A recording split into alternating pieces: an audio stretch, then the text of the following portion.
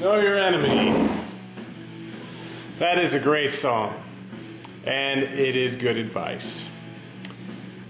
It's sad to say that so few people do. We need to change that. There are many of us who feel that the enemy is the right wing, and there are many of us who feel that the enemy is the left wing. And many of us feel as though the enemy is the terrorists, or the 1% banksters, or the secular progressives, or the gays, or the blacks, or the Chinese, or the Mexicans, or the Jews. If you ask 10 different people, you can get 10 different answers as to who exactly the enemy is. This situation is no accident. It did not come about by chance. In fact, this fractured society and our lack of ability to come to any consensus as to who exactly our enemy is a result of a great many people working together to make it that way.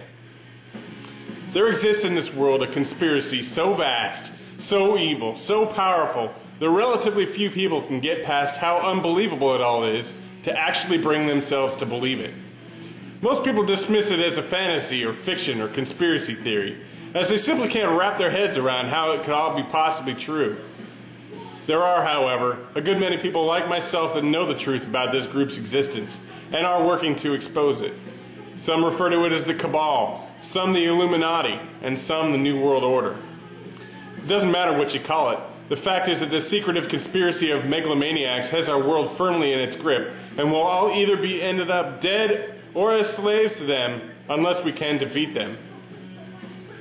We can defeat them, but it isn't going to happen unless people start waking up and realizing how they've been played by these people, and start coming to see who the real enemies are. And now, excitingly, people are starting to awaken.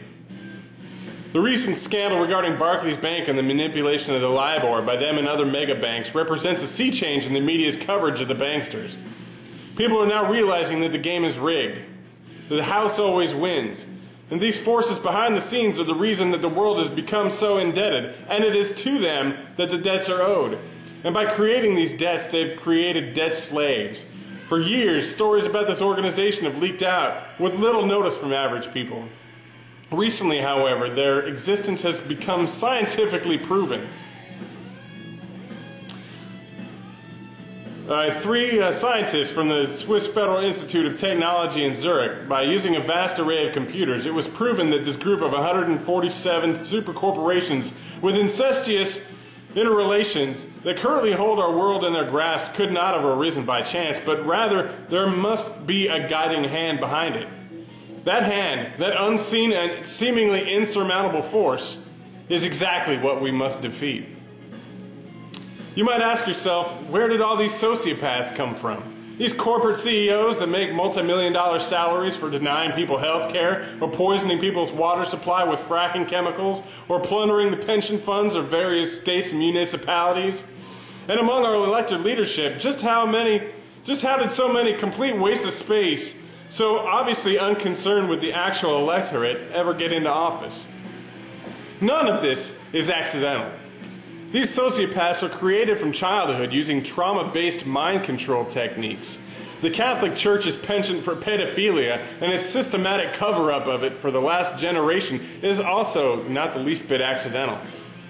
These things are all interconnected. These mind control techniques have been used on a great many people, among them mass murderers like James Holmes, Timothy McVeigh, and George W. Bush. Creating these states where people become completely dissociated from reality is the key to these mind control techniques. The techniques they use are widely known in the field of psychology, but the fact that their actual use in the real world is so widespread is a tightly kept secret. If you've ever seen the video of George W. Bush in that classroom in Florida on September 11, 2001, when they were reading My Pet Goat, and Andy Card came in and told him the country was under attack, and how he sat there for 7 minutes with a blank stare.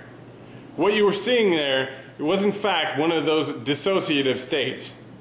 I used to think he was a villain for everything he did.